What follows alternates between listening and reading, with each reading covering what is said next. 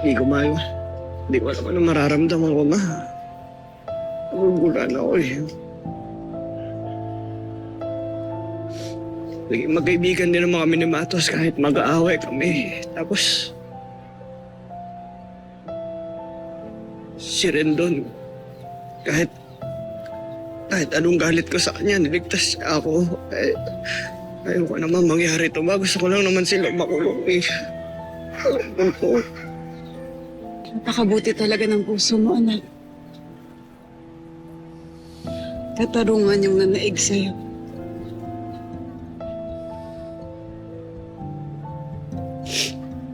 Kung ano man yung nangyari sa kanila, hindi mo na kontrolado yun. Tadhana na ang humusga kung ano ang nangyari sa kanila. Ang importante, lumaban ka. Kayo ng mga kaibigan mo. Lumaban kayo para sa tama. At pupus